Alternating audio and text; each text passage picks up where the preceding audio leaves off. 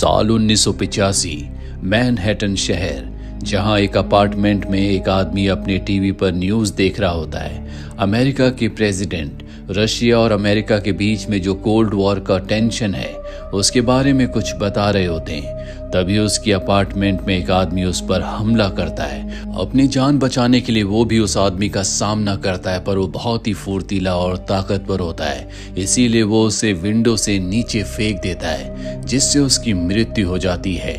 उसका स्माइली भी उसके पास आकर गिरता है। दरअसल जिस आदमी को अभी मारा गया है वो खुद सुपर हीरो था, जिसे लोग द कॉमेडियन के नाम से जानते थे। उसने गवर्नमेंट के लिए काम किया था। जिस ग्रुप का वो हिस्सा था उसमें सभी सुपर हीरोज थे और इन्हीं सुपर हीरोज की मदद से अमेरिका ने वर्ल्ड वॉर 2 जीता था। पर अब सुपर हीरो होना इलीगल है। ज्यादातर सुपर हीरोज मारे गए हैं और कुछ को पकड़कर जेल में कैद कर दिया गया है। दरअसल पहले जितने भी सुपर हीरोज थे उनके ग्रुप का नाम था मिनटमैन, पर अब एक और ग्रुप है जिसका नाम है वॉचमैन। और वॉचमैन में जितने भी सुपर हीरोज हैं वो मिनटमैन के ही वंशज यानी कि उनके बच्चे हैं, पर ये छुप कर काम करते हैं। इस दुनिया में अब एक ही सुपर हीरो है जो गवर्नमेंट के लिए काम करता है, जिसके अंदर असीम शक्तियां हैं और उसका नाम है डॉक्टर मैनहट्टन। डॉक्टर मैनहट्टन की एक गर्लफ्रेंड भी है जिसका नाम लॉरी जुपिटर है। उसके अंदर भी सुपर ह्यूमन की पावर्स है। वहीं एक और सुपर हीरो है जिसकी उम्र 45 साल है। उसका नाम रॉर्शैक है।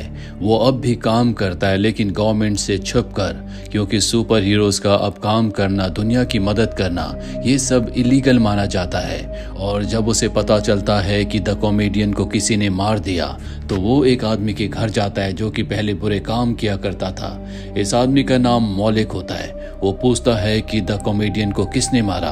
वो बताता है कि एक रात पहले द कॉमेडियन मेरे पास आया था। उसने कहा था कि लिस्ट में मेरा नाम भी है, पर मैं उसकी बातों से कुछ नहीं समझ पाया। वहीं दूसरी तरफ हमें डॉक्टर मैनहट्टन को दिखाया जाता है जो अपनी गर्लफ्रेंड लॉरी के साथ होते हैं, पर ये खुद डॉक्टर मैनहट्टन नहीं है। उन्होंने अपने कई सारे क्लोन्स बना रखे हैं और उन्हीं क्लोन्स में से ये एक क्लोन होता है। लॉरी को जब ये बात पता चलती है तो मैनहट्टन का सामना करते हुए उनसे पूछती है, क्या तुम्हारे पास मेरे लिए इतना टाइम भी नहीं है? वो कहते हैं कि मैं एक बहुत बड़े प्रोजेक्ट पर काम कर रहा हूँ। अगर ये पूरा हो जाएगा तो पूरी दुनिया में इलेक्ट्रिसिटी की प्रॉब्लम हमेशा के लिए खत्म हो जाएगी। ये प्रोजेक्ट, ये डिवाइस जो हम बना रहे हैं, ये इंसानियत के काम आएगा। वहां से लॉरी चली जाती है और अब डॉक्टर मैनहट्टन एक प्रेस कॉन्फ्रेंस के लिए जाते हैं, जहां पर एक रिपोर्टर उन पर एलिगेशन लगाता है कि आपकी पहले जितनी भी गर्लफ्रेंड्स थी वो सब की सब बीमारी से मारी गई। जो भी आपके संपर्क में आता है वो बीमारी से मारा जाता है। डॉक्टर मैनहट्टन कहते हैं कि इसमें कोई सच्चाई नहीं है, उन्हें पहले से बीमारी होगी। तभी यहाँ पर एक रिपोर्टर आती है जो पहले डॉक्टर मैनहट्टन की गर्लफ्रेंड थी और वो बताती है कि मैं भी बीमार हूँ, जल्दी मेरी मृत्यु होने वाली है।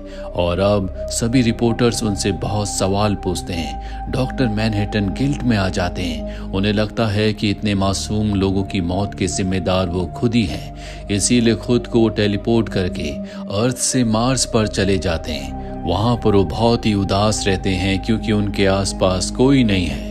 कहानी यहाँ से फ्लैशबैक में जाती है जब डॉक्टर मैनहट्टन एक आम इंसान थे। उनका नाम जॉन ऑस्टमैन था।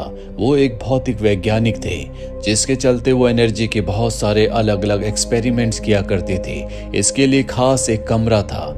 एक बार उस कमरे में वो अपनी वॉच भूल जाते हैं और जब वो अपनी रिस्ट वॉच लेने के लिए जाते हैं तभी उनके साथी अनजाने में एनर्जी का टेस्ट शुरू कर देते हैं। उन्हें नहीं पता होता कि डॉक्टर यानी कि जॉन केबिन के अंदर है। हालांकि वो अपने साथियों से कहते हैं कि मुझे बाहर निकालो, पर अब मशीन को बंद नहीं किया जा सकता, ना ही दरवाजा खोला जा सकता है, क्योंकि अगर दरवाजा खुला तो सबकी मृत्यु हो सकती है। चारों तरफ रेडिएशन फैल सकता है और उस कमरे में, जिस कमरे में वो खुद हैं, वहां पर उनके ऊपर बहुत सारी एनर्जी गिरती है।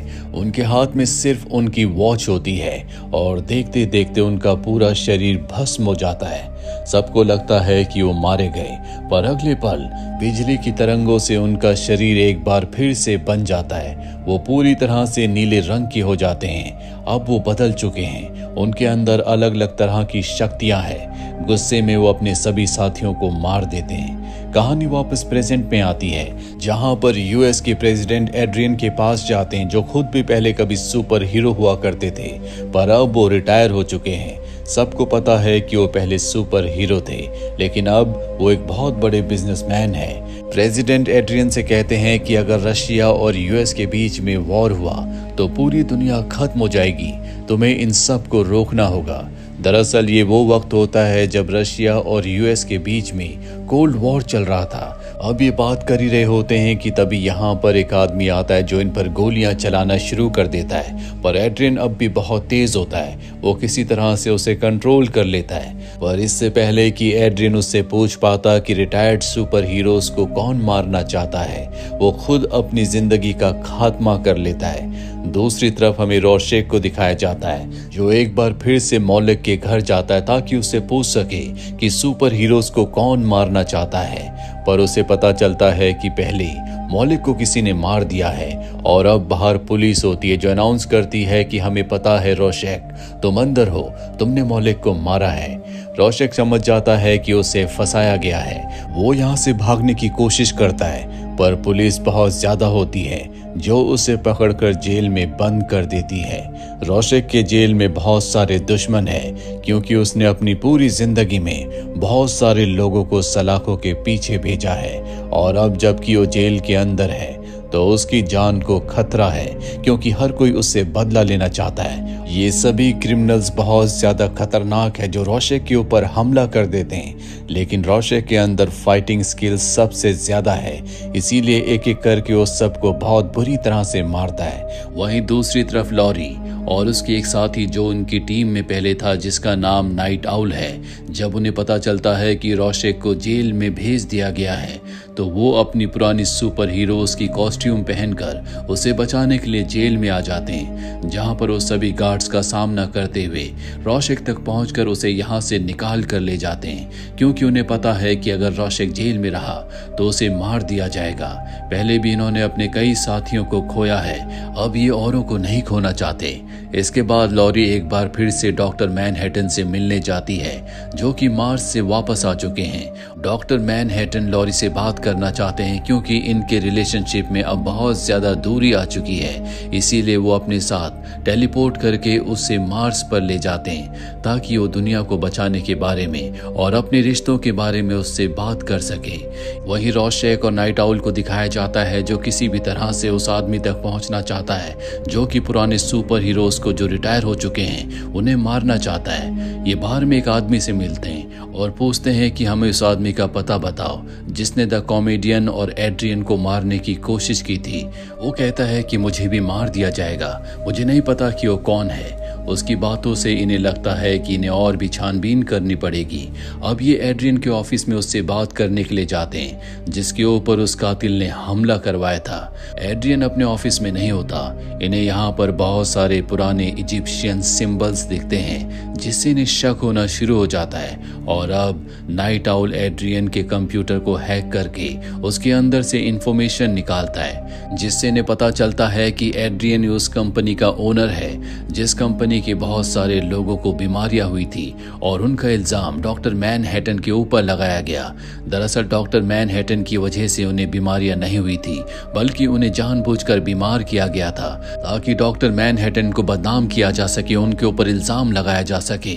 साथ ही इन्हें पता चलता है कि कॉमेडियन के ऊपर हमला करवाने वाला भी एड्रियन था।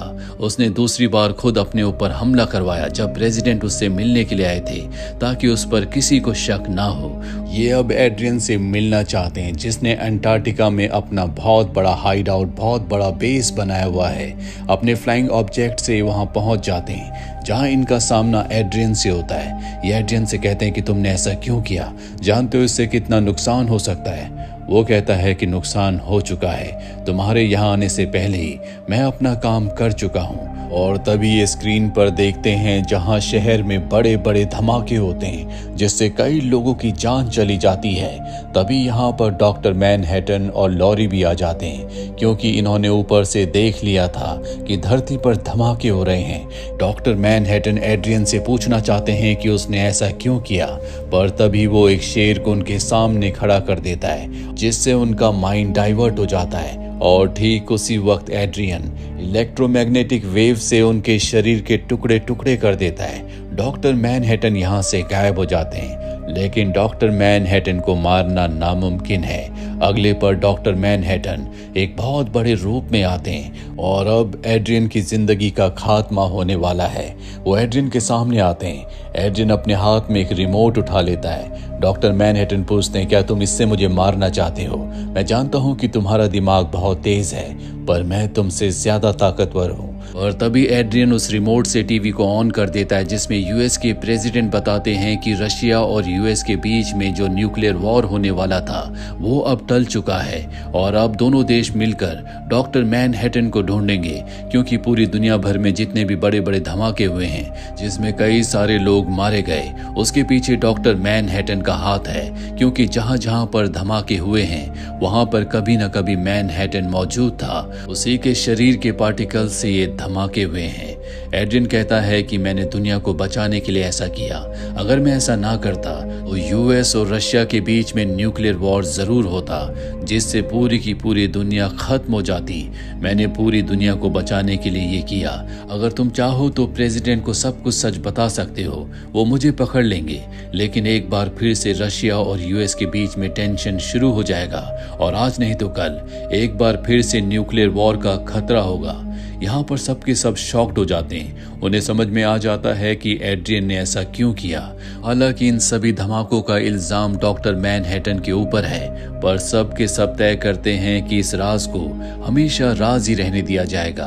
पर रोशक अब भी कन्विंस्ड नहीं होता। वो कहता है कि मैं यूएस के प्रेसिडेंट को सब कुछ सच बता दूंगा।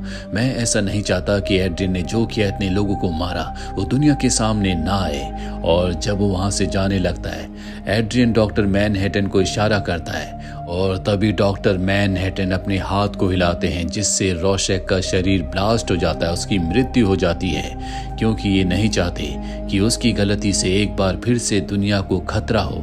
वहीं डॉक्टर मैनहट्टन को पता है कि अर्थ पर रहना उनके लिए अब सुरक्षित नहीं है, इसीलिए वो दूसरी गैलेक्सी में टेलीपोर्ट हो जाते हैं। और इसी के साथ ये फिल्म, ये कहानी यहीं पर खत्म हो जाती है। उम्मीद करते हैं कि ये कहानी आपको पसंद आई होगी।